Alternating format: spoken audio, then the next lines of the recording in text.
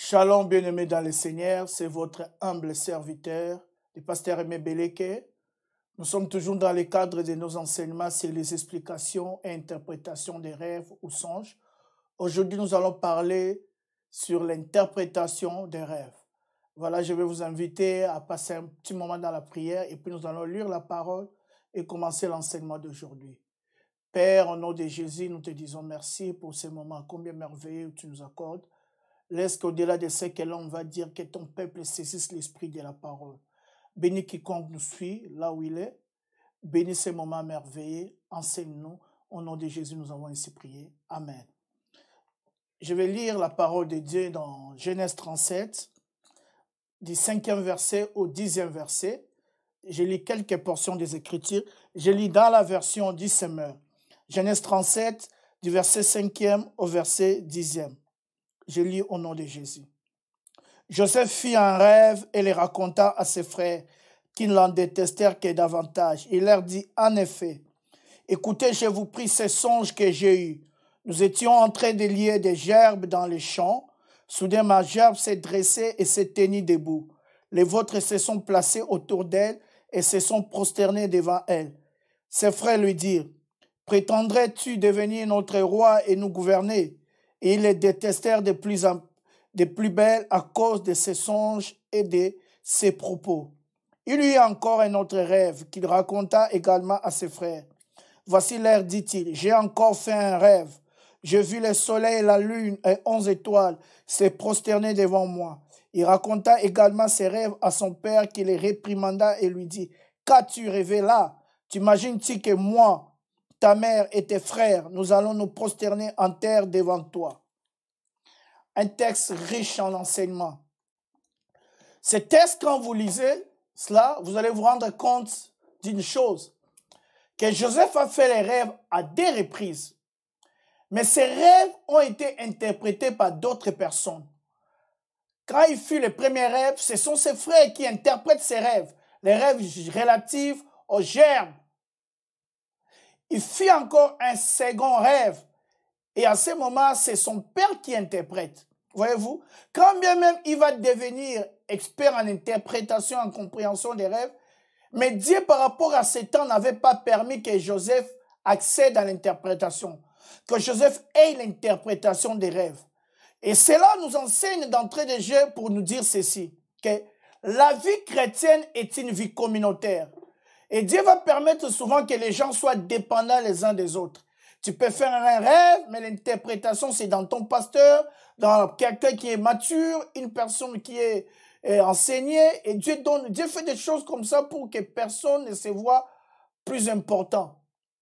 Alors, ici, il y a un problème. Le problème, c'est quoi?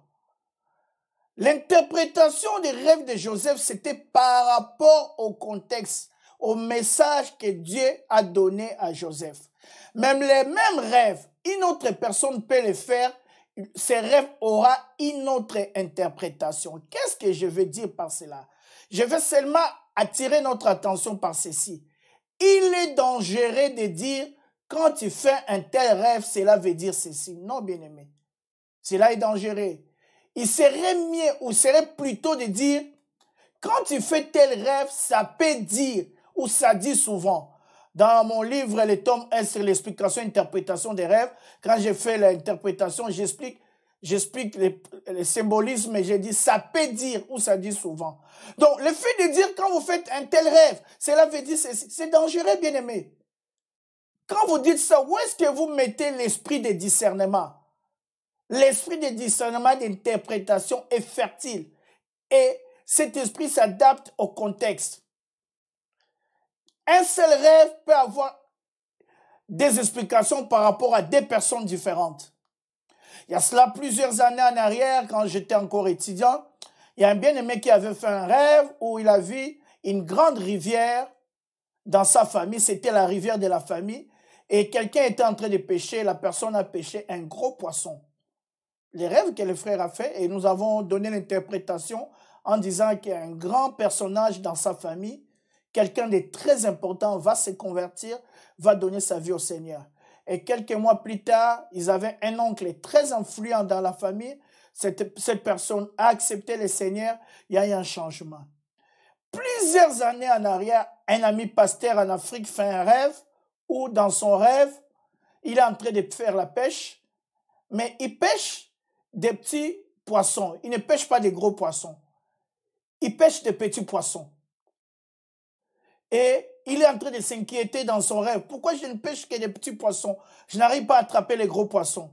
Et une fois, se fit entendre dans les rêves, lui dit, sois seulement patient. Sois patient, persévère, tu vas attraper les gros poissons. Et les rêves se terminent. Et quand ce bien-aimé m'appelle au téléphone pour l'interprétation de ses rêves, l'Esprit de Dieu me ramène au rêve que l'ami avait fait à l'université où j'avais donné l'interprétation. Vous pouvez dire, l'Esprit de Dieu peut vous ramener la même interprétation, comme aussi ça peut changer, mais il faut être prudent, les contextes doivent être différents, ou sont différents. Et là, l'Esprit de Dieu me ramène, dit, regarde, tu as interprété un rêve dans ce sens. Je suis en train de parler des gens, mais il y a une autre orientation que tu dois donner. Et c'est le second rêve par rapport à la rivière. Je parle à cet ami, je lui dis, dans ton église, il y a des gens qui viennent, sont des petites personnes, ne sont pas des grandes personnes en termes d'âge, en termes professionnels, et tu t'inquiètes, et tu es en train de prier, mais Dieu va envoyer les personnes matures, les personnes responsables. C'est alors qu'il me dit, pasteur, dans l'église, les gens croient que je trouve l'argent quelque part pour construire. Mais si je t'informe qu'il n'y a que moi et un membre de l'église, nous avons acheté les carreaux, parce que tout le monde me regarde, tout le monde se comporte comme un enfant. Et ses frères m'avaient dit un jour, pasteur, si tu veux acheter des carreaux, des briques, viens me voir et je vais faire cela pour l'église. Et c'est une personne avec moi, nous faisons cela. Mais nous avons besoin de partenaires, nous avons besoin de grandes personnes. Et nous avons interprété ces rêves et Dieu est en train d'envoyer de grandes personnes dans l'église. Voyez-vous? Mais ici, l'élément central, c'est le contexte. Parce que, pouvons-nous poser une question? Y a-t-il des clés ou existe-t-il des clés d'interprétation des rêves? Bien aimé, il n'existe aucune clé qu'on ne vous trompe pas. Que personne ne vous dise, venez apprendre les clés, la démarche pour interpréter les rêves. Il n'y a aucune clé. On interprète les rêves par la faculté que confère le Saint-Esprit. La base solide dans l'interprétation du rêve ou du songe, la base solide dans l'analyse d'un songe, c'est le contexte. Un même rêve, avec le même symbolisme, peut avoir des interprétations différentes selon les contextes. Selon les contextes. Il est très important de comprendre que les rêves dépendent des contextes. Parce que Dieu donne les messages par rapport à nos vocations, par rapport à nos missions, par rapport à nos vies et par rapport à nos destinées. Nous sommes différents. Et il est dangereux de faire des copier-coller. Prendre la même interprétation pour un certain rêve, un rêve quelconque, vous l'amenez à un autre rêve. Ça, c'est dangereux. Alors, il y a une autre question que nous pouvons poser. Un rêve non interprété, qu'est-ce qui peut-il arriver à ces genres de rêves? Ou un rêve mal interprété? Déjà, quand Dieu donne un rêve, Dieu pourvoit aussi l'interprétation d'une manière ou d'une autre. Mais il peut arriver que vous faites un rêve où vous n'avez pas l'interprétation. Dieu peut vous cacher souverainement l'interprétation. Ces cas aussi arrivent. Pourquoi? Parce que quand la chose va arriver, quand vous allez vivre la chose, c'est à ce moment-là que Dieu ouvre votre intelligence et votre esprit et vous vous rendez compte, vous vous dites, ah, c'est les rêves que j'avais fait autrefois. Maintenant, j'en vois l'accomplissement. Voyez-vous? Dieu peut faire cela. Ça, ce sont des exceptions. Mais en général, Dieu donne l'interprétation d'une manière ou d'une autre par des canaux avisés et autorisés. Pourquoi? Parce que la valeur d'un rêve ou d'un songe ne se trouve que dans son interprétation. Parce qu'un rêve ou un songe non interprété, c'est comme une lettre non lue. Un rêve ou un songe mal interprété, c'est comme une lettre mal lue. Vous êtes en Afrique, je donne un exemple, vous êtes quelque part, vous avez besoin d'argent, je vous envoie l'argent, je vous envoie un texto avec un code. Les textos avec le code vous signifient que je vous envoie tel montant et vous devez les retirer avec tel code. L'argent est à vous, je vous bénis. Mais aussi longtemps que vous n'accédez pas à ces messages, vous n'accédez pas à la lecture, à la compréhension du message. Aussi longtemps que vous n'avez pas les codes, il vous est difficile d'avoir cet argent. Voyez-vous? Donc, pour que vous puissiez toucher cet argent, vous devez avoir la connaissance du code. C'est ça les rêves.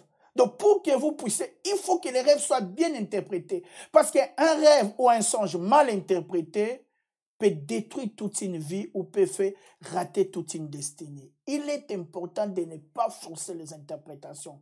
Quand vous ne comprenez pas quelque chose, prenez du temps dans la prière, soit demandez les personnes matures ou qui ont la grâce qui sont avisées. Ne vous improvisez pas interprète, vous risquez de mal interpréter. Il y a eu des gens, il y a eu des cas. Je me souviens d'une femme dans un État ici aux États-Unis qui m'avait appelé. Il m'a dit, pasteur, voilà, je fais un genre de rêve. La femme avait un fiancé qui vient d'un pays de l'Afrique de l'Ouest. Et son fiancé était pasteur. Son fiancé avait un autre ami pasteur. Quand la femme a fait un rêve où elle a vu beaucoup de choses, et elle en a parlé à l'ami de son fiancé, et l'homme a interprété. Mais la femme, au fond d'elle, ne sentait pas que c'était juste. C'était en 2015 et la femme m'appelle. Et quand la femme m'appelle, je lui donne la bonne interprétation parce que c'était un travail relatif à une chaîne d'hôtels. Elle a eu un travail très bénissant. Et elle a dit, voilà, j'ai demandé même cela au Seigneur. Donc, voyez-vous, et par rapport même aux caractéristiques, aux particularités des rêves divins, un des éléments, c'est l'esprit de sagesse. Quand l'interprétation n'est pas bonne, même si, en fait, la personne qui fait les rêves a un certain pourcentage d'interprétation, mais qui est latent, qui est caché. Et la personne qui vient avec l'interprétation a un certain pourcentage, et ça se complète. De sorte que si on vous donne une mauvaise interprétation, vous allez sentir. Je prends un exemple. Il y a beaucoup de confusion. Je donne l'exemple des rêves de la nourriture ou de manger dans les rêves. Ces rêves ont causé beaucoup de dégâts dans des familles. Beaucoup de dégâts. Telle personne, j'ai rêvé qu'il est sorcier. J'ai dit, comment tu sais qu'il est sorcier? Oh, parce que j'ai rêvé qu'il est en train de manger la nuit. Ah bon? Vous croyez que parce que quelqu'un mange la nuit, il est sorcier? C'est comme ça que vous détruisez beaucoup de vies. Ce n'est pas parce que quelqu'un mange dans les rêves, ou vous le voyez dans les rêves, vous le sentez vous-même, vous êtes sorcier ou bien les sorciers. Non, bien-aimé, ce n'est pas cela. Quelqu'un peut manger dans son rêve à cause de plusieurs raisons. Premièrement, ça peut être à cause de la faim. Quand il passe un moment de faim ou de jeûne prolongé, il peut arriver que la nuit, ton corps commence à demander. Je me souviens d'un bien-aimé, on avait fait un rêve en 93, qu'on dit 93 pour les Belges. Et ses frères, deuxième jour, c'était un rêve à sec. Il a mangé. Il dit quoi? Oh non, j'ai rêvé qu'on me présentait un poulet. Un poulet dans un plateau comme ça la nuit. J'ai compris que Dieu voulait que j'arrête les rêves. On dit, mais frère, tu es en train de rêver, tu es en train de gêner. Et ton corps est dans les besoins. C'est le moment que tu fasses des rêves comme ça. Laissez Dieu tranquille, ce n'est pas Dieu. Et nous autres, nous avons continué. Il a demandé pardon, on a compris. Voyez-vous, ça c'est le corps, c'est par rapport à l'état des jeunes. Mais il peut arriver aussi que quelqu'un, par excès de table, tu manges beaucoup, tu n'as pas eu l'état de faire les renvois. Tu pars dormir. Tu peux faire aussi les rêves de nourriture. Mais aussi, les rêves de manger la nuit parlent aussi de la sorcellerie. Surtout manger la viande qu'on ne connaît pas, qu'on ne comprend pas. Ça parle aussi de la sorcellerie. La sorcellerie inconsciente ou la sorcellerie consciente. Nous avons les témoignages de beaucoup de gens qui ont fait des rêves, ils étaient en train de manger avec quelqu'un, et quand ils se réveillent le matin comme ça, ils sentent qu'il y a un changement dans la vie. Et la nuit prochaine, on vient les prendre, allons voler. Il y a des gens qui ont été ensorcelés inconsciemment, même consciemment. C'est vrai que la nourriture, manger la nuit aussi parle de la sorcellerie. Mais ça ne parle pas que de la sorcellerie. Parce que manger dans les rêves peut parler aussi d'un état de réjouissance. Dans certaines cultures, rêver de manger peut parler d'une certaine réjouissance ou d'une fête. Parce que quand on rêve qu'on mange la nuit, ça peut parler, ça peut annoncer une nouvelle naissance, ça peut annoncer une promotion, une graduation ou une collation de grades académiques. Ça peut parler même d'une ouverture. Voyez-vous, il y a des gens qui ont fait des rêves de fêtes et le matin, ils se sont réveillés avec des promotions. Il y a des preuves des gens qui ont fait des rêves, ils sont en train de manger, de festoyer. Et le matin, ils se réveillent comme s'ils attendaient famille. L'enfant, la femme vient de concevoir. Je connais même une maman qui était dans les besoins. Et la nuit, elle a fait un rêve, elle était en train de manger. Et quand il s'est réveillé le matin, on lui a donné un gros montant d'argent, une grosse somme d'argent. Voyez-vous? Donc, manger dans la nuit ne parle pas que des rêves. Ça parle de plusieurs choses. Quand vous lisez dans la Bible, vous allez voir, le fait de manger dans les rêves, même dans la nuit, peut parler même de la conclusion de certaines alliances, l'existence de certaines alliances. Il y a une femme qui était presque en séparation avec son mari. Et la femme fait les rêves où elle voyait en train de manger avec son mari la nuit. Elle croyait dire, ah, cet homme veut m'envoûter. Mais alors que Dieu était en train de parler de la réconciliation et que c'était une manière de sceller leur marche encore, leur restauration. Et cela s'est accompli quelques jours plus tard. Voyez-vous? Alors, dans la Bible, quand vous lisez dans 2 Rois 6, vous allez voir l'image quand les rois de la Syrie prenaient des résolutions pour attaquer Israël, tout ce que les rois disaient dans sa chambre était dévoilé.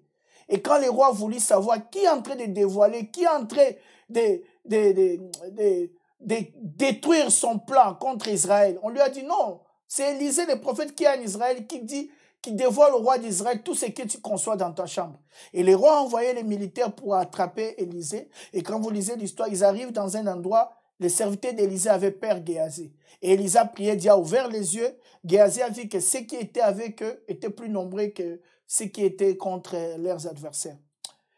Et ces gens sont venus, et Dieu a Élisée a prié, ces gens ont les yeux frappés.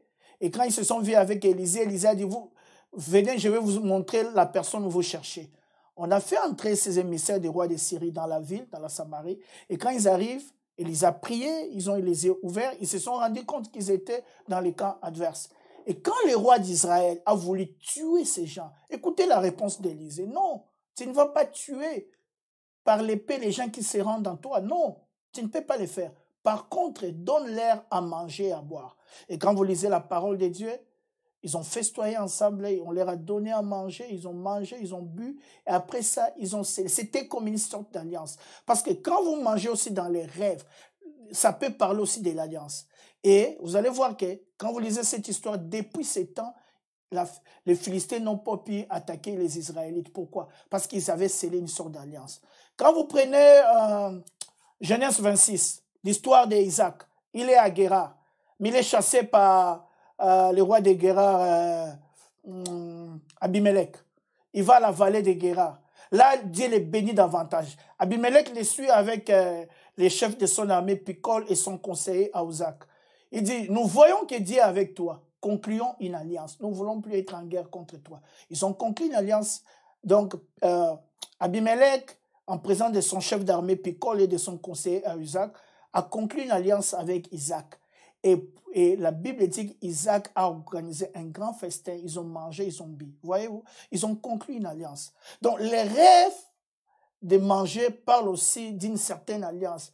Ça ne parle pas que de mauvaises choses, de bonnes choses. Il y a des gens qui ont été encouragés dans les rêves.